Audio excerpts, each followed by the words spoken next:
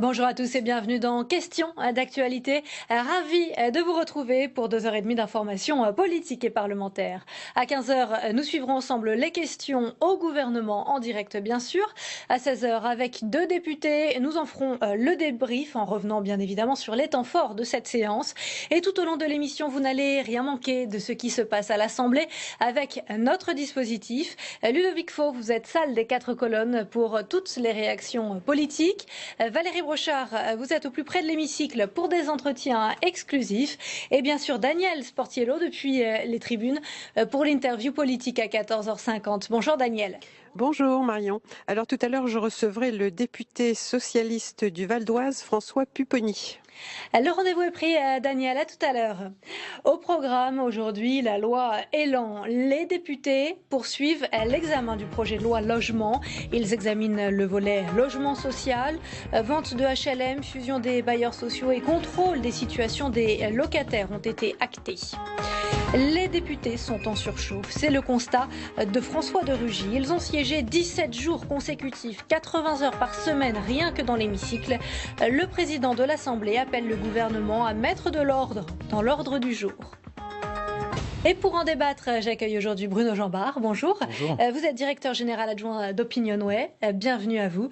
À vos côtés, Hervé Fabre. Vous êtes éditorialiste politique Bonjour. à La Voix du Nord. Bonjour.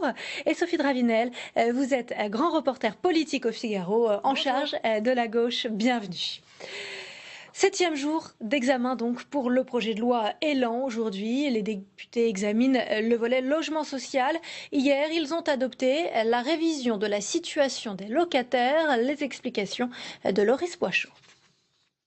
Quand on culpabilise quelqu'un en disant finalement cet appartement ne correspond plus du tout à vous, c'est des situations humaines qui sont difficiles. Faut-il obliger les bailleurs à examiner régulièrement la situation des locataires de HLM ? C'est l'une des propositions phares du gouvernement pour fluidifier le parc social dans les zones de forte demande. Il y a des locataires qui, manifestement, même si ce n'est pas une majorité et nous le savons bien, ne sont plus dans les conditions justifiant leur maintien dans les lieux. Mais les députés communistes et la France insoumise s'opposent à la mesure. On est en train de faire passer des gens d'un CDI à un CDD, du point de vue du bail dans le logement HLM. En cas de sous-occupation ou de suroccupation du logement, la commission d'attribution proposera une alternative. On ne fait ça que sur le volet de la proposition. Il n'y a aucune obligation, on propose. Le gouvernement suggère un examen de la situation tous les 6 ans, trop long pour des députés de la majorité, de l'UDI et des Républicains. Lorsque vous mettez un délai de 6 ans, en réalité, ce sera bien plus et nous n'atteindrons pas les objectifs de rotation du parc social que vous vous fixez. Donc 3 ans paraît une durée totalement acceptable. Le gouvernement finit par donner un avis favorable au délai de 3 ans, Le scrutin est clos. adopté à une très large majorité. Deuxième mesure débattue, la cotation des demandes de HLM. Ce système de points évaluera les candidats selon des critères fixés par les élus locaux dans les intercommunalités. Beaucoup de nos concitoyens n'arrivent pas à comprendre pourquoi ils n'ont pas eu un logement social.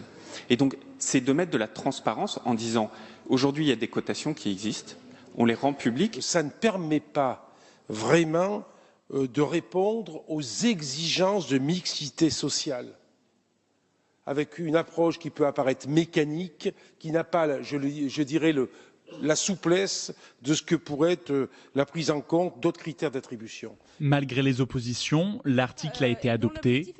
Il en reste 25 à examiner.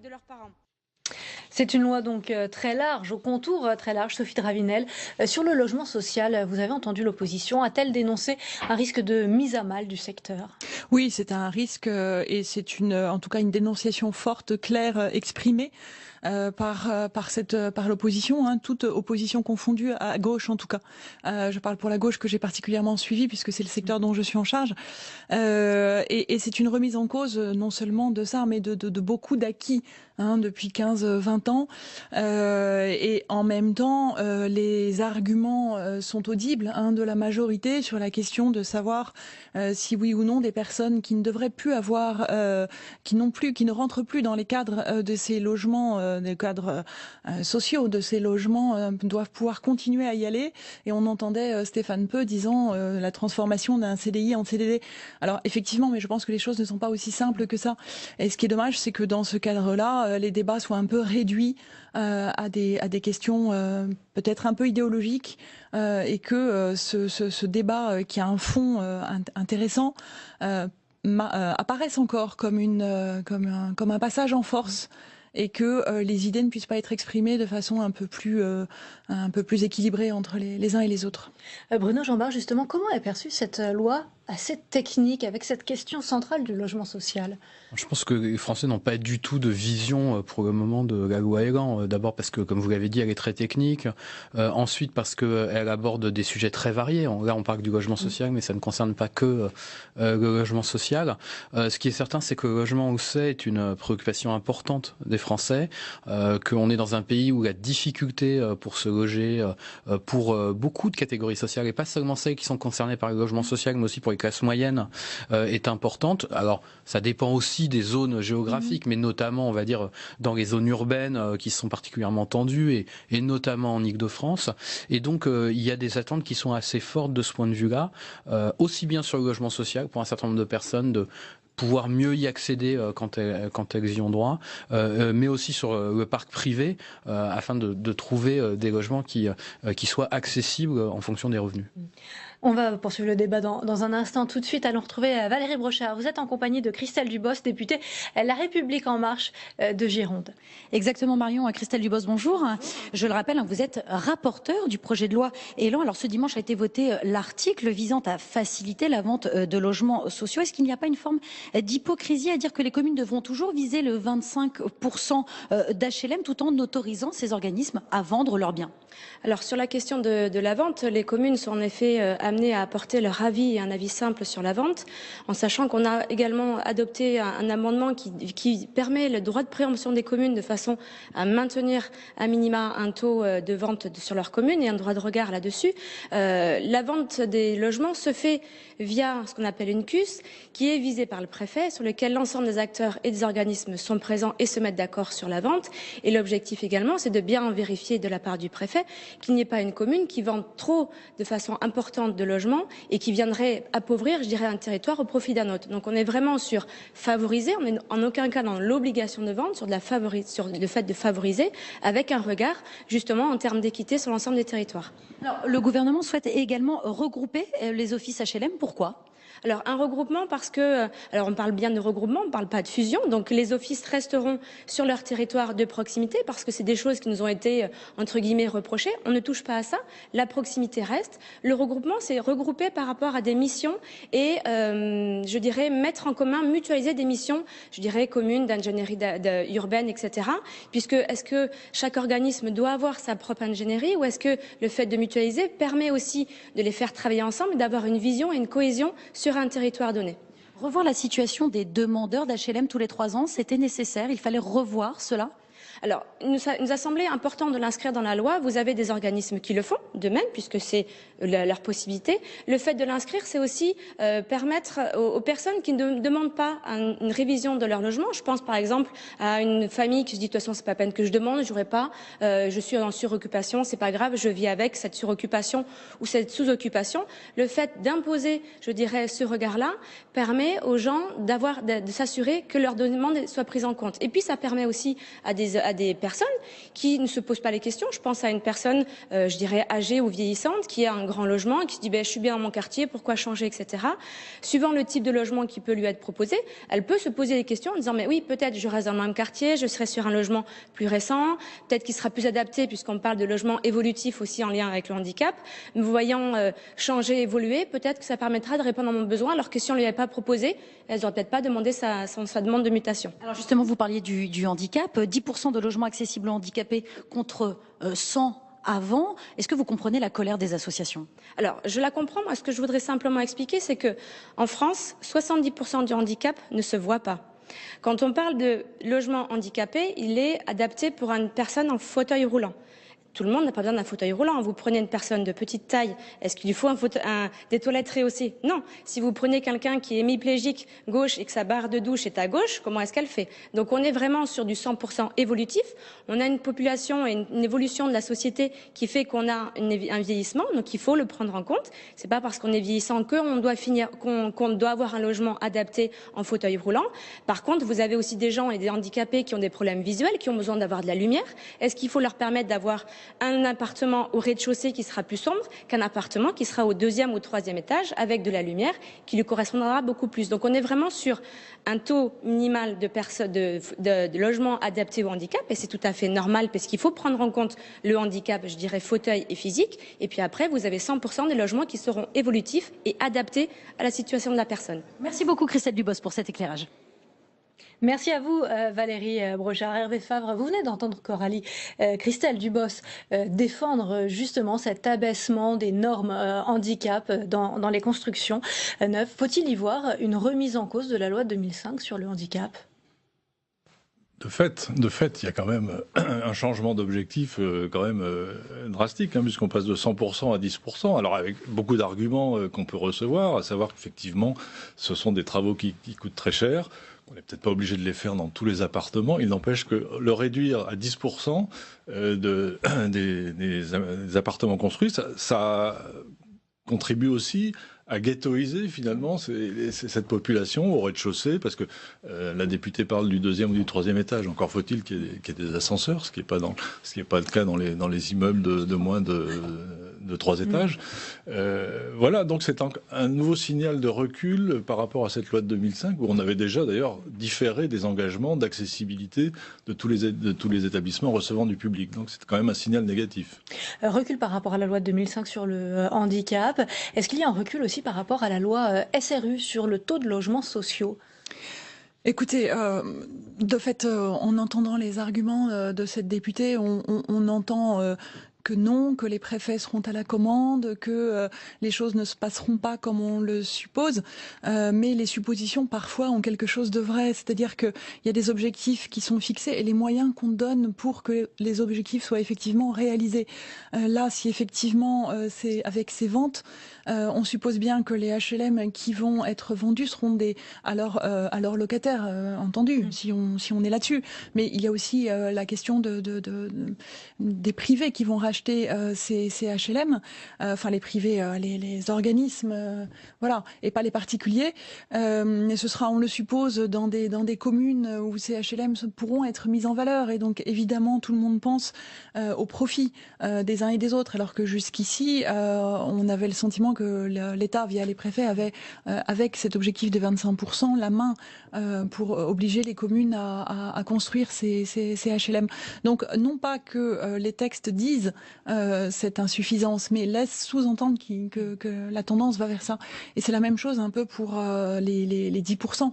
On sent bien qu'effectivement les professionnels de l'immobilier sont derrière, et on peut entendre leurs arguments sur le fait que tous les appartements n'ont pas besoin d'eux, sauf que de fait passer à 10% c'est quand même un signal énorme.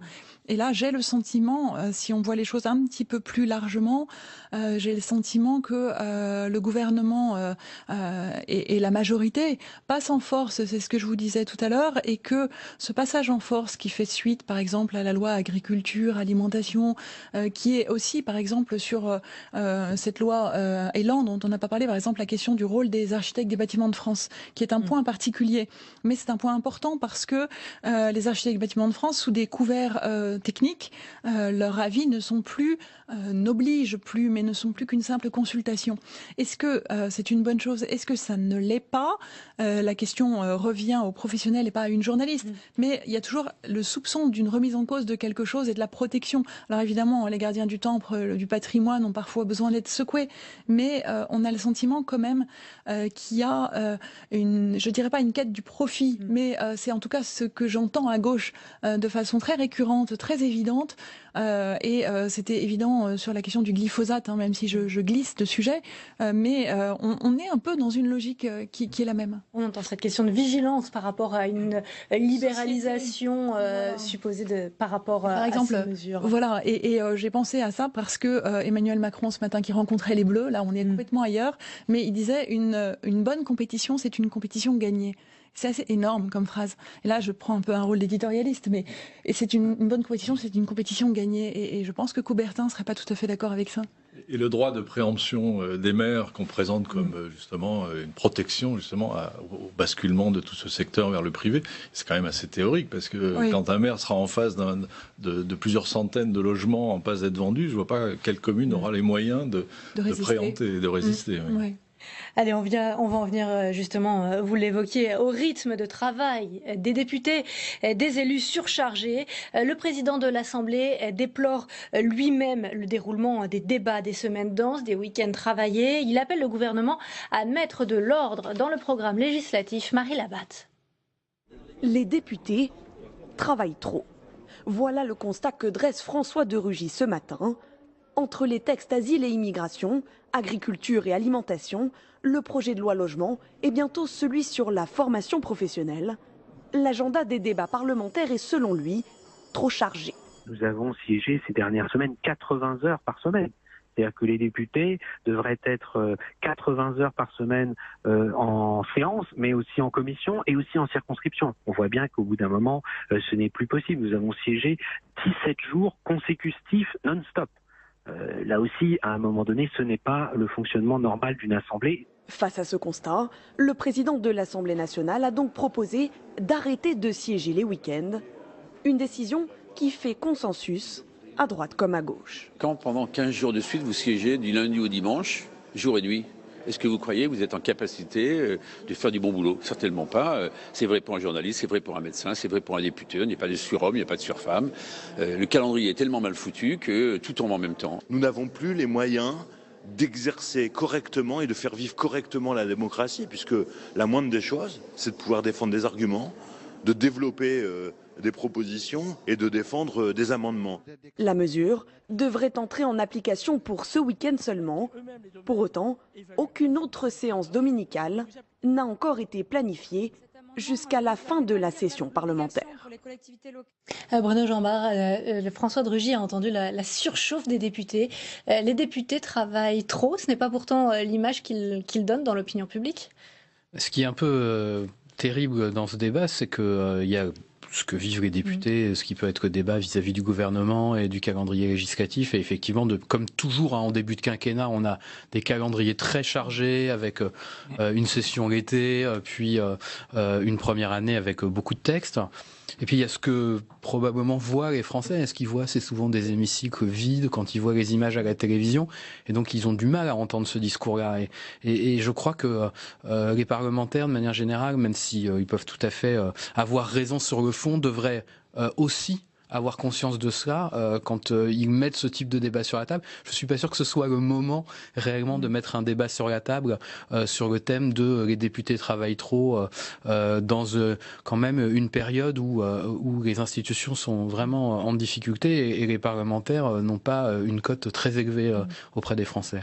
Est-ce qu'on peut dire qu'il y a un emballement législatif aujourd'hui, Hervé Fabre, avec ces week-ends travaillés ? Oui, alors je rebondis sur ce que vous venez de dire, mais effectivement, dans l'opinion, enfin nous on le voit à travers notre courrier des lecteurs, les réactions, c'est les députés, les sénateurs, ce sont des gens trop payés qui travaillent pas assez. Bon, ce qui est une vision très caricaturale, parce qu'effectivement, ils ne voient que les images d'hémicycle vide, ils voient pas ce qui se passe forcément en commission, mais le roulement dans l'hémicycle des députés pour tenir va relancer effectivement ce réflexe assez populiste, anti-parlementariste, bref. Alors s'il y a consensus effectivement dans les groupes pour dire que de Rugy a eu raison de pousser un coup de gueule, il y a aussi consensus pour dire que le gouvernement étant désorganisé et a effectivement créé un embouteillage de lois très importantes avec une séquence agriculture, SNCF, la loi sur le logement, on va envoyer sur la formation professionnelle. Bon voilà, donc il y a un embouteillage.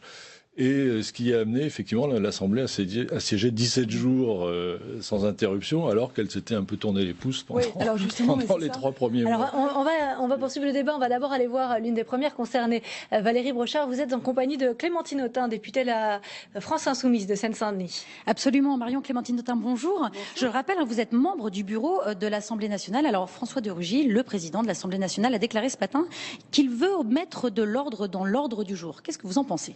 À la bonne heure, parce qu'en réalité, c'est aussi avec l'appui de François de Rugy que les débats se déroulent comme ils se déroulent. On se souvient, il n'y a pas si longtemps, de l'amendement concernant le glyphosate, où il a été mis à l'ordre du jour à 1h40, alors que les débats à l'Assemblée nationale doivent s'arrêter à 1h du matin, sachant que ces dernières semaines, nous avons siégé non-stop, week-end compris, donc c'est le matin, l'après-midi, le soir, week-end compris. Et là, sans que nous ayons pu nous organiser, à 1h40 du matin, des sujets très importants arrivent, comme on l'a vu ce week-end aussi avec la loi sur le logement, où des enjeux décisifs pour notre pays se jouent malheureusement dans des conditions où les députés ne peuvent pas travailler correctement. Donc il est temps de taper du poing sur la table, de demander au gouvernement en effet d'abaisser son rythme de réforme qui est dans un rythme très élevé, mais dans un contenu soit néfaste, soit pas toujours très bien préparé, comme j'ai pu le constater avec la loi contre les violences faites aux femmes. Ne plus siéger le week-end, c'est une bonne ou une mauvaise chose? Est-ce que ça peut être efficient comme mesure? Écoutez, pourquoi pas? Pourquoi pas siéger le week-end quand il y a une urgence pour le faire. Mais le rythme actuel que nous avons donc maintenant depuis 1 an, avec session extraordinaire d'emblée jusque début août, après une année qui était une année forte, je veux dire, au bout d'un moment, on ne peut plus avoir de qualité du débat parlementaire. Alors, je sais bien que le gouvernement s'en fiche parce qu'au fond, il méprise. Le gouvernement méprise cette Assemblée. Le président de la République s'est exprimé au Congrès de Versailles d'emblée en escamotant le pouvoir du Premier ministre. Et depuis, on a eu droit à des ordonnances, on a le droit à un rythme effréné qui montre vraiment son mépris à l'égard du travail parlementaire qui doit pouvoir se faire dans des conditions correctes. Vous savez, j'entends beaucoup parler de qu'est-ce qu'un bon député. C'est pas simplement la présence dans l'hémicycle, c'est de pouvoir travailler en commission, c'est de pouvoir être aussi dans sa circonscription auprès des habitants, c'est de pouvoir lire, c'est de pouvoir aussi respirer, sans quoi ce n'est pas possible de faire du travail parlementaire correct. Pour des grands groupes, potentiellement, mais pour les groupes de l'opposition, nous, dans nos groupes, nous sommes 17. Je peux vous assurer qu'on travaille vraiment énormément. Et d'ailleurs, on fait partie des députés les plus présents à l'Assemblée nationale. Et pour autant, là, nous arrivons à des conditions qui sont des conditions inacceptables pour nous. Et j'ai une pensée, et j'y tiens, pour les salariés qui non seulement eux-mêmes à l'Assemblée nationale sont confrontés à ce rythme effréné. Juste pour vous donner un ordre de grandeur, à l'Assemblée, là, nous avons quelqu'un qui s'occupe d'enregistrer les scrutins publics. Nous avons eu depuis 1 an à peu près, c'est un ordre de grandeur, 700 scrutins publics pour une année.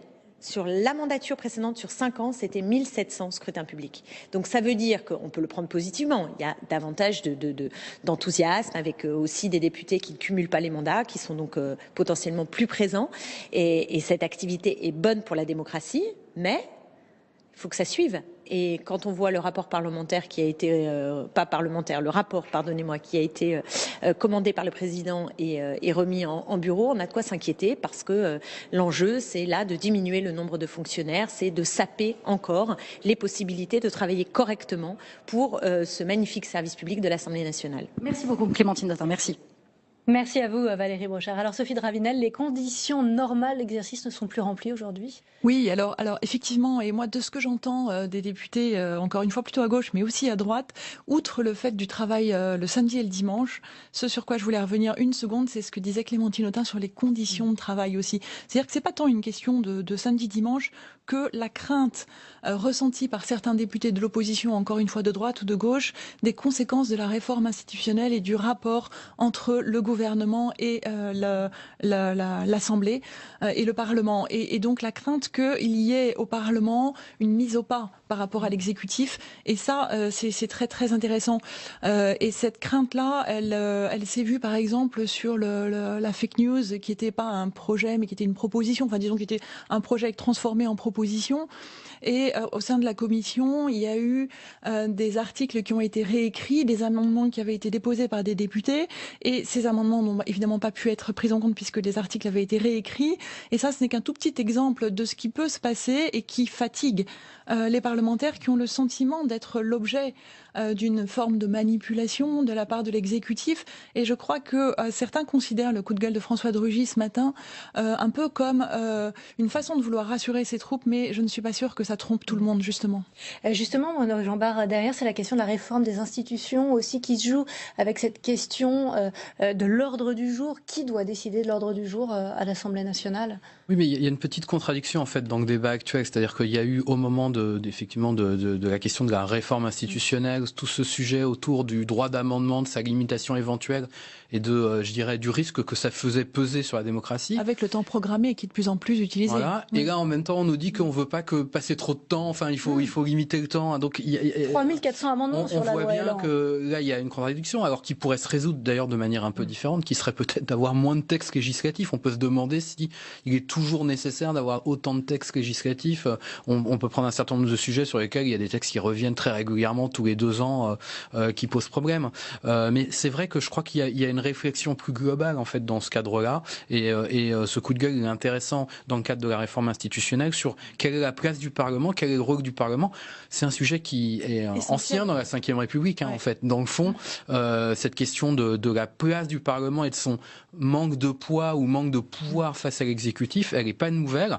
Elle ressurgit de nouveau parce que effectivement, on voit bien qu'il y a une difficulté permanente à pouvoir trouver, je dirais, son espace politique pour les assemblées dans le système de la Ve République. Effectivement, c'est une question de responsabilité aujourd'hui du gouvernement, des députés, cette question du temps législatif. Quand on voit 3400 amendements sur la loi Elan notamment. Alors justement, la question que feraient bien de se poser les députés, c'est quel était le temps utile finalement dans ces 17 jours de siège consécutifs, ces 80 heures de travail la semaine dernière. Je pense qu'il y a effectivement un travail d'élagage à faire. Le problème, c'est que dès qu'on parle de ça, et on en a parlé effectivement avec le projet de réforme, il y a une levée de bouclier, pas question, on va toucher aux droits sacrés du Parlement. Donc il y a une contradiction à résoudre, mais moi je pense que là, il y a vraiment un gain de temps et précieux à récupérer. Et qui redonnerait d'ailleurs de l'intérêt au débat parlementaire, parce que franchement, voir une séance où pendant 1 heure, c'est des amendements qui passent, rejetés, adoptés, enfin voilà, les gens n'y comprennent plus rien. Et il y a également la possibilité d'adopter des textes en commission. Je crois que le Sénat l'a mis en application. Bon, voilà, il faudrait peut-être avancer aussi sur ces sujets-là. Il y a une question également qui se pose, c'est pourquoi cet ordre du jour législatif? Est-ce une façon, finalement, d'accumuler ces textes si importants en une période si réduite, d'éviter le débat, comme le dénonce l'opposition, Sophie de Ravenel? C'est effectivement une dénonciation de l'opposition, c'est-à-dire que ce dont parlait Clémentine Autain sur le glyphosate à 1h40 du matin, alors qu'il avait été dit, je crois, par François de Rugy lui-même que les débats n'iraient pas au-delà d'1h du matin. Donc certains députés sont partis, ils se sont fait piéger, c'était peut-être des débutants, mais de fait, l'image qui a été donnée par l'Assemblée est celle d'un seul député par groupe sur un sujet aussi important. Et c'est vrai qu'on parlait de l'opinion publique et de l'image que peuvent donner les députés. C'est certain que là, c'est quand même pas génial. Olivier Faure a dénoncé ça en disant que ce cumul de textes, cette masse, etc., était là aussi pour ne pas permettre forcément aux députés de mener le combat législatif tel qu'il devrait être mené. Et donc, oui, effectivement, il y a en tout cas au sein de l'opposition une question qui est soulevée nettement. On entend bien, c'est un débat risqué aujourd'hui. Oui, mais moi je crois pas que en fait le problème soit là sur l'accumulation de textes. Je crois que c'est simplement l'analyse que fait le président de la République de ce qu'est devenu le quinquennat. C'est-à-dire qu'il pense qu'il faut mettre très vite en application un certain nombre de mesures pour avoir une chance qu'elles portent leurs fruits avant la fin de l'exercice de son mandat et dans la perspective où éventuellement il voudrait se représenter. Et donc il veut aller vite. C'est ce qui change. Et je crois pas que ce soit une volonté de réduire la possibilité de s'opposer. De toute façon, il a la majorité, donc il peut faire voter ses textes. Ça peut être les deux en même temps. Donc je crois que voilà. Il y a peut-être aussi un problème d'organisation au sein de la majorité, parce que quand on a un texte qui ressort de commission avec 2 fois plus d'articles qu'il est entré, avec une majorité d'amendements venus de la majorité, il y a effectivement un problème de coordination interne. Certes. Et ce sera le mot de la fin. Merci à vous. Merci Hervé Fabre, Sophie de Ravenel, Bruno Jean Bart, pardon. Merci à vous d'avoir participé à ce débat. Tout de suite, nous retrouvons Valérie Brochard pour le Focus. Et vous vous penchez sur la réforme de la SNCF qui est votée aujourd'hui au Sénat. Exactement, Marion, je suis en compagnie de Jean-Baptiste Djebari, bonjour. Vous êtes député La République En Marche de Haute-Vienne et rapporteur de la réforme ferroviaire ici pour l'Assemblée nationale. Alors, c'est aujourd'hui le vote solennel au Sénat. Est-ce que vous êtes satisfait de la version modifiée qui sera votée cet après-midi ?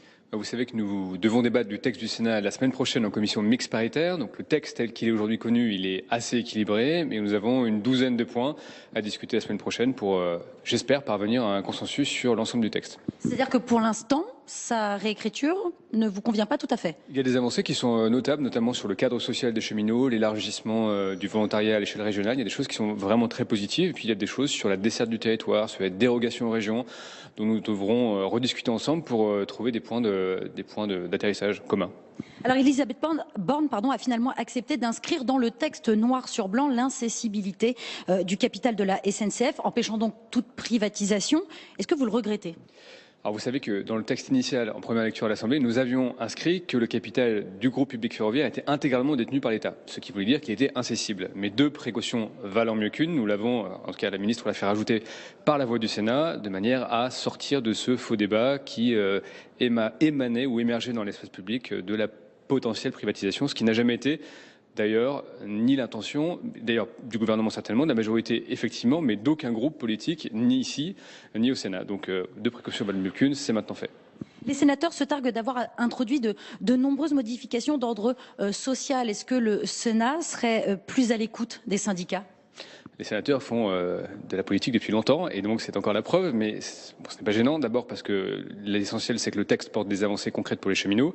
Nous avons posé un cadre social fort en première lecture et ce cadre a été affiné par les sénateurs, ce qui est très bien. C'est le travail, c'est la complémentarité du bicaméralisme et je m'en réjouis.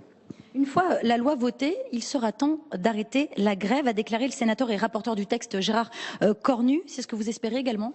C'est ce que je souhaite parce que la grève, effectivement, elle touche les usagers depuis de nombreux mois. Elle handicape durablement les céréaliers, par exemple. Elle a un effet aussi réputationnel pour la France qui est délétère. Donc évidemment que je souhaite que ça s'arrête. Et je pense que toutes les garanties sociales, l'engagement aussi de l'État sur la dette, sur la reprise de la dette, sur l'investissement dans le système ferroviaire est de nature à rasséréner les cheminots sur leur avenir et que ça leur permettra de reprendre sereinement le chemin du travail. Merci. Merci beaucoup Jean-Baptiste Djebari. On attend donc la commission mixte paritaire qui aura lieu lundi prochain, je crois, c'est cela ? À 14h30. Très bien, c'est noté. Merci. Merci à vous Valérie. Il est 14h30 et nous sommes donc à une demi-heure des questions au gouvernement. Place au débat des députés.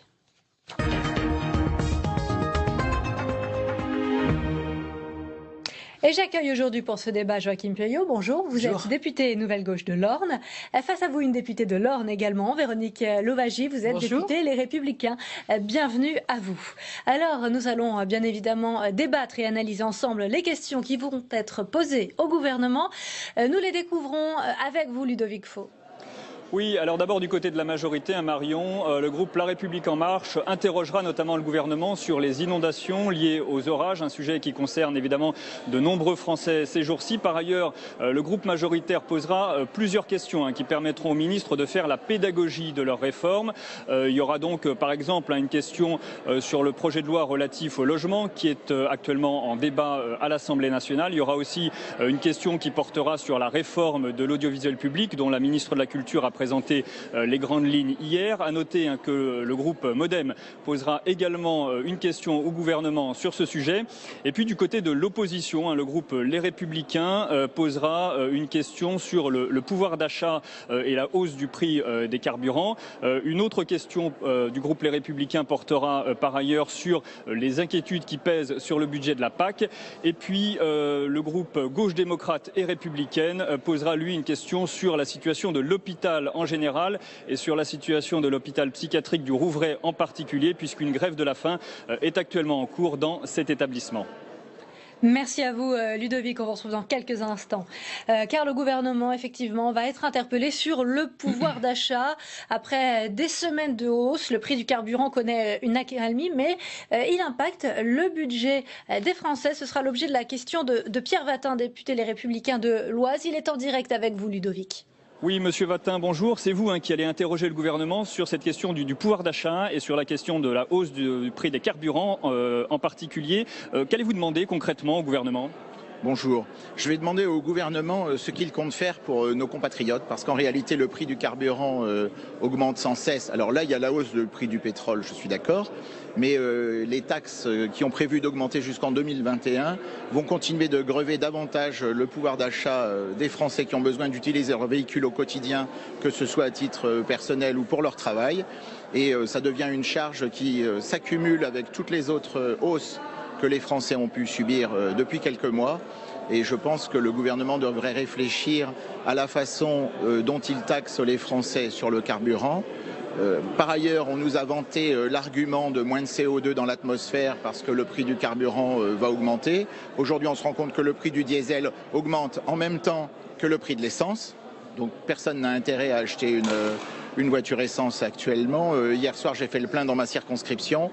1,46 le gasoil, 1,60 l'essence. Je ne vois pas du tout comment on peut dire qu'on va améliorer la situation économique des Français, ni comment on va améliorer la réduction du CO2 dans l'atmosphère par de telles façons d'augmenter le carburant. Mais concrètement, vous demandez au gouvernement de baisser les taxes sur le carburant ? Qu'ils réfléchissent à la façon de baisser les taxes sur le carburant, effectivement, puisque de toute façon, ce qu'on nous annonce, c'est la protection de l'environnement. La seule chose que les Français constatent, c'est que le litre de gasoil ou le litre d'essence est de plus en plus cher, mais qu'ils ont toujours le même nombre de kilomètres à effectuer chaque semaine pour leur travail. Merci Pierre Watin, on écoutera la réponse du gouvernement tout à l'heure dans l'hémicycle sur cette question récurrente du pouvoir d'achat. Merci à vous Ludovic Faure. Véronique Louwagie, est-ce qu'il ne faut pas tout de même assumer finalement une fiscalité environnementale au vu des enjeux climatiques ? Alors, le gouvernement a pris le parti d'harmoniser finalement le prix de l'essence et du diesel. Donc, pour harmoniser, il y a deux solutions. Ou vous augmentez celui qui est le plus bas, ou vous diminuez celui qui est le plus haut. Voilà. Le gouvernement a fait le choix d'augmenter. C'est un impact important puisque c'est quasiment plus de 3 milliards d'euros qui est prélevé cette année en 2018 au niveau des Français, des entreprises et des ménages. C'est également, selon la trajectoire, ce sera 10 milliards dans 2 ans, en 2020. Voilà, donc je pense qu'il y a une volonté effectivement d'accroître les recettes de l'État, d'accroître le budget. Alors effectivement, il faut intervenir sur le domaine énergétique, mais je crois qu'il faut qu'il y ait de la cohérence dans les messages. Et aujourd'hui, je ne suis pas certaine qu'on ait de la cohérence dans tout ce qui est message de la transition écologique. Joachim Fuyot, est-ce qu'il faut toucher au pouvoir d'achat des Français, justement, pour la lutte contre le changement climatique ? Non, il ne faut pas toucher au pouvoir d'achat des Français. Je crois que c'était un engagement du gouvernement d'améliorer le pouvoir d'achat des Français. Or, vous savez très bien que dans les zones rurales, par exemple, les habitants n'ont pas beaucoup de transports en commun. Ils prennent leur véhicule pour aller travailler notamment. Et donc là, on voit très bien que le prix à la pompe a terriblement augmenté, entre 10 et 16%, alors que les taxes représentent 60% du prix. Et par conséquent, je crois qu'il faut faire un geste pour les ménages, pour les petits revenus. Ceux qui ont des gros revenus, ça les touche moins. Mais moi, c'est 350 € de aux classes plus moyennes par an. Et aux personnes qui ont des difficultés. En plus, cette augmentation est redoutable. Et là, on diminue le pouvoir d'achat. Il n'y a pas que cela. On a la CSG également qui a fait diminuer de fait le pouvoir d'achat de nos retraités qui se déplacent également. Et puis, même la prime du retour à l'emploi est remise en question, sans compter qu'on nous annonce également une révision des aides sociales. Tout ça ne va pas dans le bon sens et ça ne donne pas effectivement de l'optimisme aux Français qui se lèvent tous les matins pour travailler. Donc je pense qu'il y a un geste à faire parce que le pouvoir d'achat, il est très important, il a des conséquences sur la consommation, il a des conséquences également sur l'économie française. Vous êtes inquiet pour ce pouvoir d'achat ? Qu'appelez-vous le gouvernement à faire ? Quel geste doit-il faire ? Il doit étudier parce que à plusieurs reprises, on a eu des augmentations dans l'histoire française. Et à plusieurs reprises, les gouvernements, effectivement, ont trouvé des dispositifs pour stabiliser le prix de l'essence et du gasoil. Parce qu'ici, effectivement, on a l'augmentation du diesel, comme vient de le dire Mme Louwagie, mais on a également l'augmentation d'essence de manière très forte. Et donc, il y a un sujet qui est important. Alors, actuellement, on a l'impression que les prix se stabilisent depuis quelques semaines, mais on n'est pas à l'abri d'une augmentation compte tenu des producteurs qui jouent, bien sûr, sur ce levier pour augmenter, effectivement, le prix du baril. Du contexte international, Véronique Louwagie, qu'appelez-vous justement le gouvernement à faire pour le pouvoir d'achat ? Vous savez, le gouvernement n'a pas arrêté de marteler qu'il allait, je dirais, augmenter le pouvoir d'achat. Mais il y a des moments de vérité. Et le moment de vérité, nous l'avons notamment eu quand l'INSEE a rendu ses conclusions en indiquant que les prélèvements obligatoires allaient augmenter de 4,5 milliards d'euros en 2018. Et il ajoute, d'ailleurs, l'INSEE ajoute qu'il y a 9 milliards qui sont concentrés sur les classes moyennes. Donc le pouvoir d'achat ne s'est pas du tout amélioré au niveau des Français.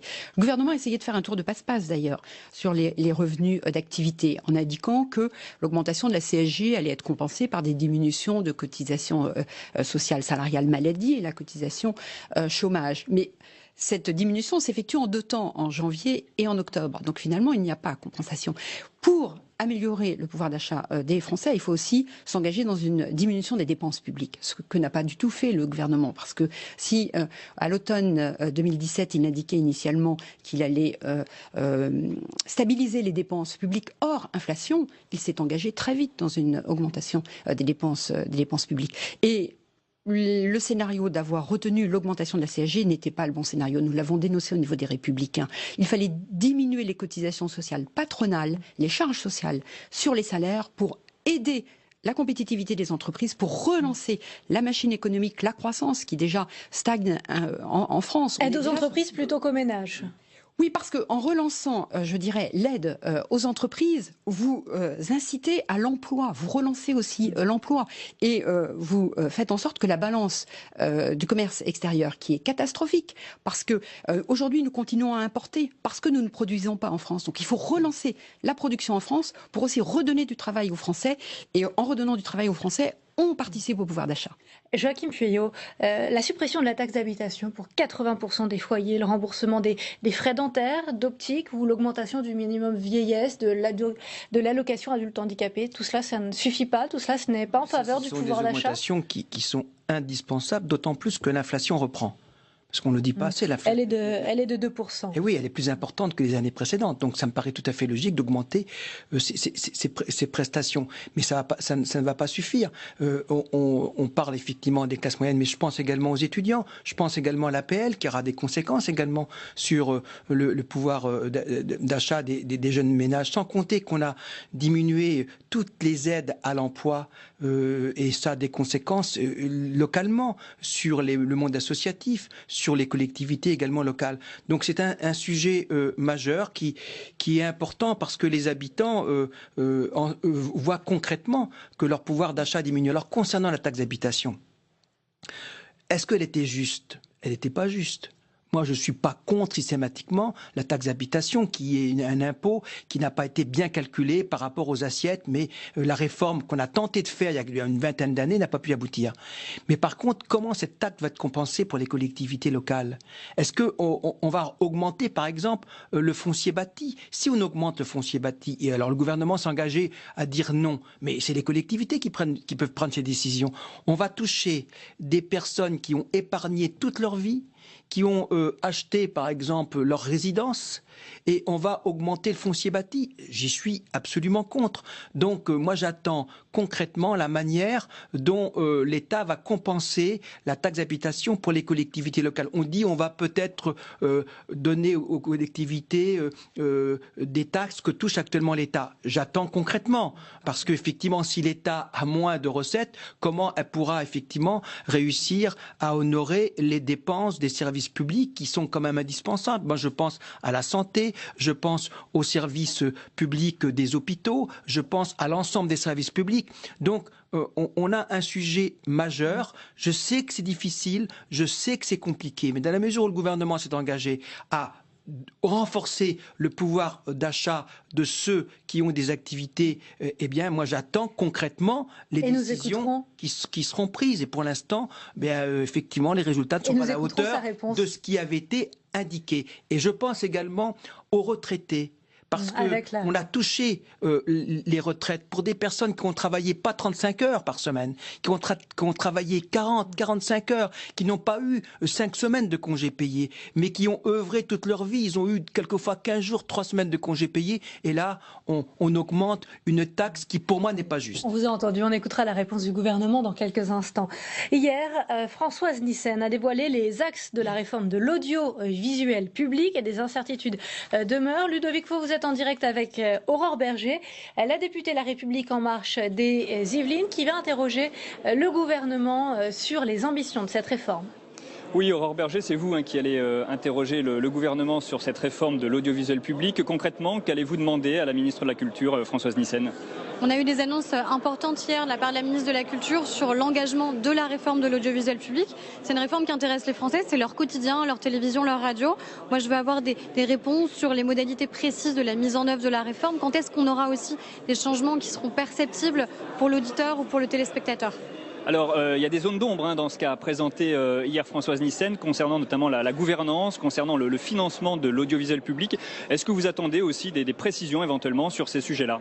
Je pense justement qu'on prend la réforme dans le bon sens. Plutôt que de cannibaliser la réforme en parlant uniquement de la question de la gouvernance, des modes de nomination, du financement, on se pose la bonne question d'abord, qui est celle de l'offre. Quelle est l'offre qu'on va présenter aux Français ? Quels sont les contenus et quels sont aussi les nouveaux usages auxquels notre audiovisuel public doit pouvoir s'adapter ?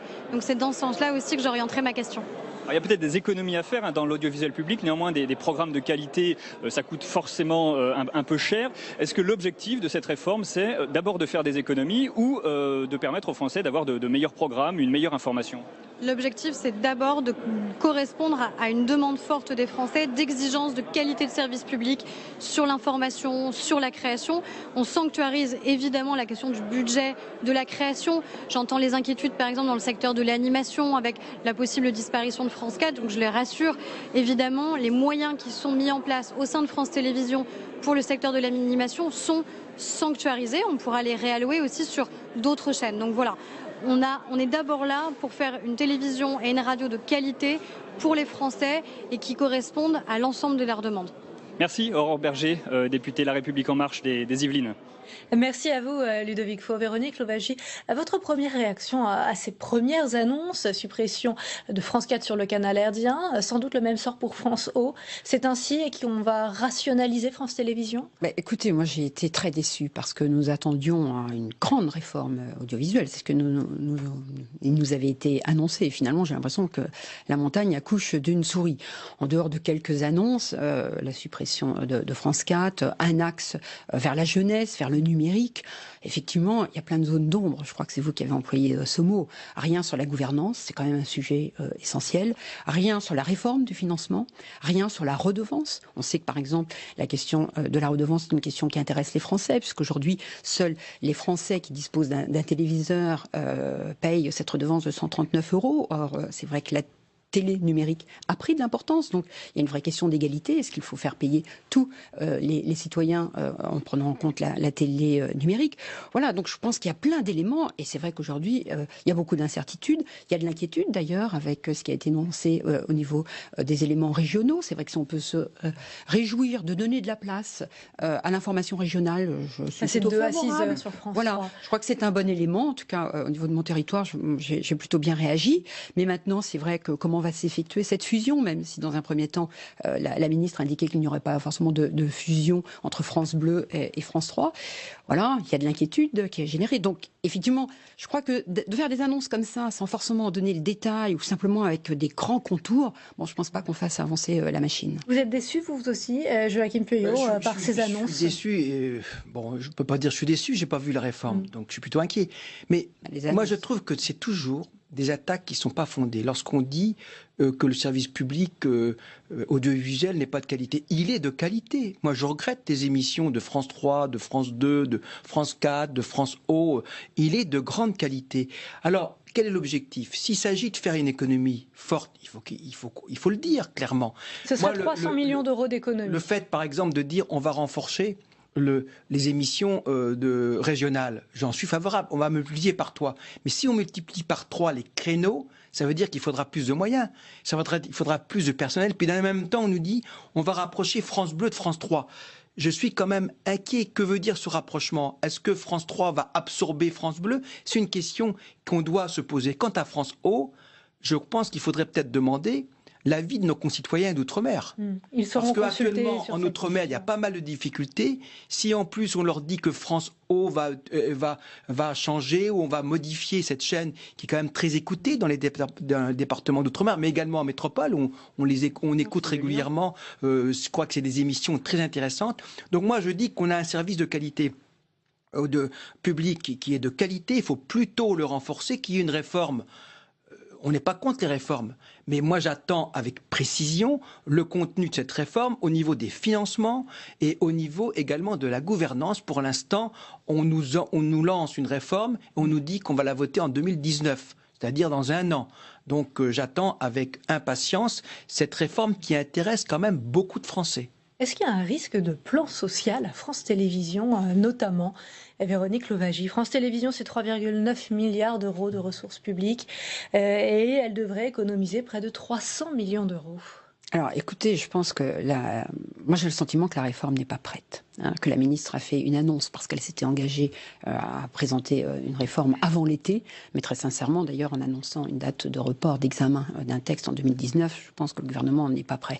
Il y a peut-être probablement des recherches d'économie et il doit y avoir une réflexion parce que c'est vrai que le monde a changé, l'impact du numérique doit être très important, les dépenses du numérique représentent 3% chez France Télévisions alors qu'à la BBC c'est 12% de leur budget, donc il doit y avoir une rénovation de notre dispositif, une prise en compte de ces nouvelles modalités et il faut organiser, je dirais, cette structure en prenant en compte et en espérant qu'il n'y ait pas de diminution des emplois, bien entendu.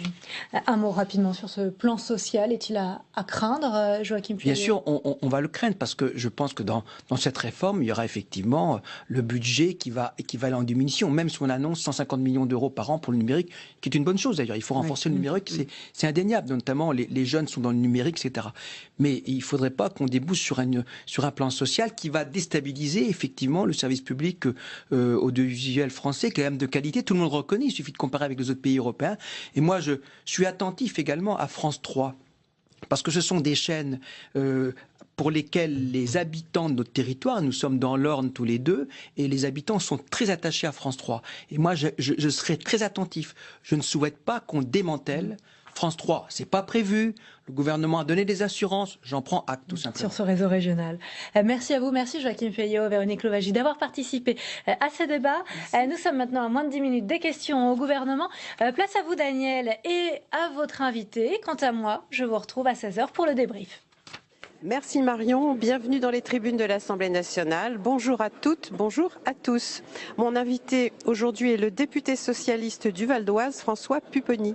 Bonjour. Bonjour. Alors en ce moment, à l'Assemblée, les débats se suivent à un rythme effréné et les députés, visiblement, ils s'épuisent. Ça fait 17 jours que vous siégez, week-end compris. Alors François de Rugy, qui a été alerté par quelques députés sur ces cadences, promet que vous aurez le week-end cette fois-ci pour retourner dans vos circonscriptions. Vous y croyez ? Pas forcément, parce que sur la loi Elan, il reste encore presque 1000 amendements, que si tous ces amendements sont défendus et qu'on vote, on dépassera le week-end, donc on sera obligé de travailler le week-end. Le gouvernement pensait pouvoir finir le texte demain. En fait, il finira peut-être vendredi ou samedi en début de matinée, et voire peut-être dimanche. Donc, mais il faut aussi que le président de Rugy sache, mais il le sait, que lorsque les députés retournent dans leur circonscription, c'est pour travailler, c'est pas pour passer un week-end de détente. Alors, est-ce que vous reprenez à votre compte ce slogan 68 arts à bas les cadences infernales ? Oui, parce que le fait de travailler, c'est le problème. Tous les députés sont d'accord. On n'est pas là pour rechigner au travail. Le problème, c'est que là, on légifère, on vote la loi. Et sincèrement, quand vous travaillez depuis 17 jours non-stop, du matin au soir, jusqu'à 2h du matin, le week-end compris, il y a un moment où vous n'avez plus la lucidité nécessaire. Les êtres humains sont ce qu'ils sont, les organismes sont ce qu'ils sont, et donc à un moment on ne vote pas la loi dans des bonnes conditions. Et c'est ça qui est dommageable. Pour voter une loi, il faut avoir toutes ses capacités pour le faire. Et moi je reconnais humblement qu'il y a quelques nuits où j'étais un peu fatigué, que j'ai voté, mais que je n'étais pas dans la situation physique la meilleure pour voter le texte que je votais. C'est le gouvernement qui impose ce rythme, Oui. Pour une raison que je ne comprends pas. Faire passer le maximum de lois la première année, non ? Oui, mais faire voter les lois dans des mauvaises conditions, voter des mauvais textes, ou peut-être que le gouvernement veut tout simplement montrer que le système ne fonctionne pas si bien pour mieux réformer la Constitution. En tout cas, c'est la question qu'on se pose. Il n'y a aucune raison d'avoir ce rythme effréné. On pouvait décaler un peu les textes, voter dans la première année, sans pour autant faire ce que nous faisons, c'est-à-dire ouvrir quasiment tous les week-ends.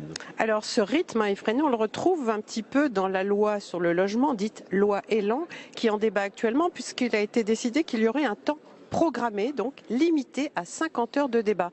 Tout à l'heure, le groupe communiste me disait on ne pourra pas défendre nos amendements, il nous reste 26 minutes. Et vous, au groupe PS? Donc nous, il nous reste 2 heures, on avait un peu plus, on a géré le temps. Nous n'avons pas parlé lorsque nous voulions parler parce que nous avons voulu nous réserver sur des sujets qui nous paraissaient fondamentaux, mais il y a des sujets qui étaient importants, sur lesquels nous n'avons pas discuté, nous n'avons pas dit ce que nous pensions pour ne pas perdre de temps. Donc le temps programmé, c'est un handicap en particulier pour les groupes d'opposition. Vous avez été très en pointe sur la loi Elan, vous êtes intervenu très souvent. Vous estimez sur les bancs de la gauche qu'elle remet en cause la loi SRU sur le logement social qui impose un nombre minimal de construction de logements sociaux dans les communes. En quoi la loi SRU est-elle menacée? Alors pour la première fois, un gouvernement touche un peu à la loi SRU, cette fameuse loi qui impose que 25% des logements dans une commune soient des logements sociaux. Le gouvernement dit, si une commune qui n'a pas ces 25% de logements sociaux vend des logements sociaux, déjà elle n'en a pas suffisamment, mais en plus elle pourra les vendre, on comptabilisera ces logements sociaux pendant 10 ans. C'est-à-dire qu'en fait, on permet à ces communes qui n'ont pas beaucoup de logements sociaux de ne pas en construire pendant 10 ans et de ne pas être obligés de rattraper le retard.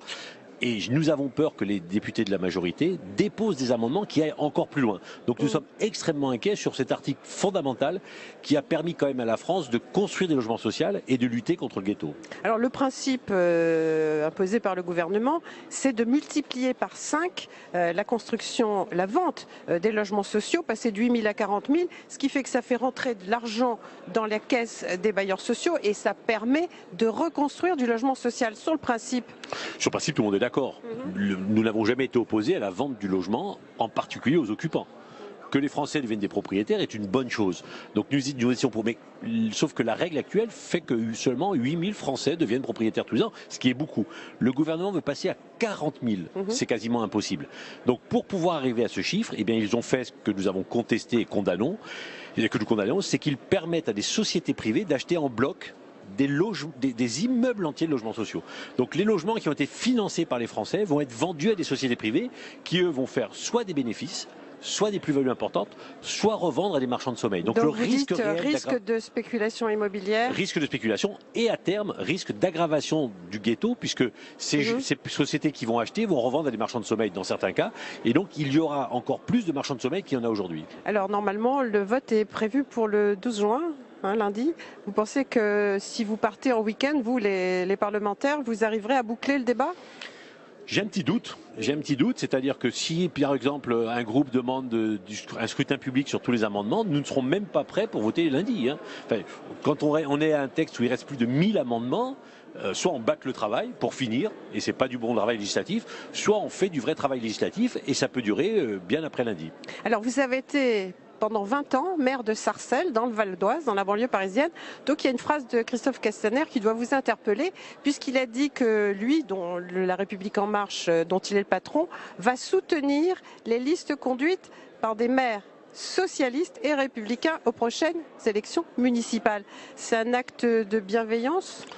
Oui, c'est même, je trouve, un peu déplacé, parce qu'en fait, ce qu'a dit Christophe Castaner, c'est qu'il va décerner les bons et les mauvais points. Ils vont choisir parmi les maires, ceux qu'ils considèrent comme étant des bons maires, ceux qui n'ont pas été bons maires, il faut qu'ils nous expliquent les critères, et ils décideront d'eux. Mais ce n'est pas forcément eux de décider. D'abord, il faudra que les maires soient d'accord pour qu'ils soient soutenus par La République En Marche. Deuxièmement, je ne suis pas sûr que dans 2 ans, puisque ce sera dans 2 ans, les Français sont toujours aussi allants pour soutenir La République En Marche. Donc je pense que et la forme et le fond proposé par Christophe Castaner pose un problème. Les partis vont se défendre aussi, les socialistes vont se défendre. Nous allons aller à la bataille des municipales pour garder les mairies que nous avons depuis de nombreuses années et pour essayer d'en gagner d'autres. Et donc voilà, il faut que La République En Marche fasse aussi avec les partis traditionnels qui existent et qui se battent dans l'hémicycle et qui continuent à exister. C'est pas une nouvelle tentative pour vous phagocyter. Il y a peut-être encore une tentation République En Marche chez certains élus socialistes, non? Oui, bien sûr, mais il y a peut-être des élus qui subiront et qui accepteront aussi cette proposition.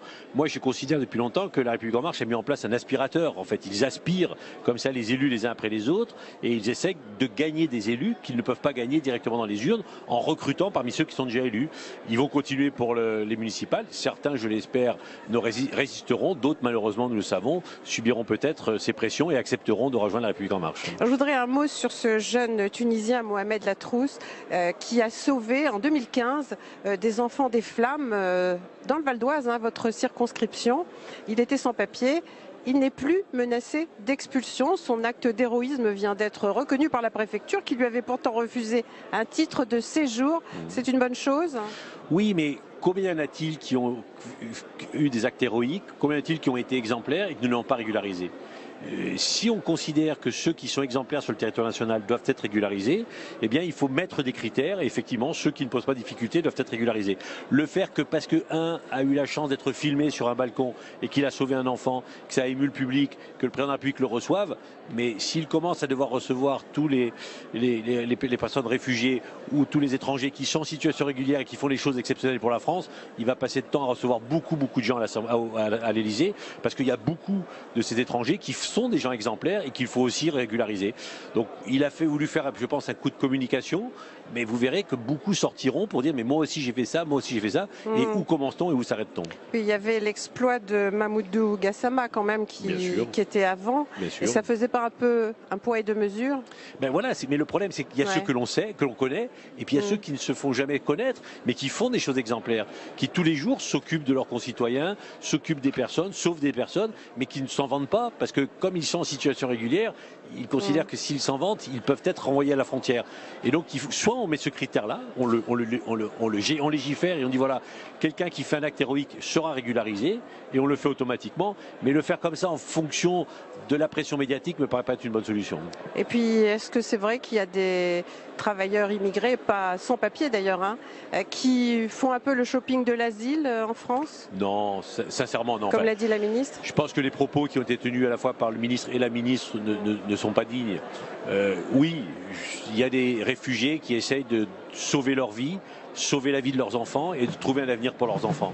Alors oui, ils vont peut-être dans des pays dont ils ont cru entendre parler qu'ils accueilleraient mieux les réfugiés. La France, et c'est normal. Oui, la France. Et c'est humain. Et c'est normal. Si vous voulez sauver votre vie et celle de vos enfants, vous allez là où ils ont plus de chances de réussir. Mais sincèrement, je sais qu'il ne faut pas être marqué. Nathalie Loiseau a regretté sa formule. Elle a dit qu'elle était malheureuse. Quand quelqu'un essaie de sauver sa vie, je crois qu'il ne calcule pas beaucoup et qu'il va là où c'est le plus facile pour lui pour essayer de sauver son existence. Et vous avez beaucoup de cas dans votre circonscription où les gens essaient font des queues terribles pour essayer d'avoir des droits, pour essayer de ne plus être sans papier? Tous les matins, j'habite en face de la sous-préfecture de Sarcelles et tous les matins, je vois une queue interminable de personnes réfugiées ou de personnes issues de l'immigration qui viennent essayer d'obtenir un papier à la sous-préfecture de Sarcelles, et c'est vrai devant toutes les préfectures et les sous-préfectures de France. Merci François Pupponi, la séance commence. L'ordre du jour.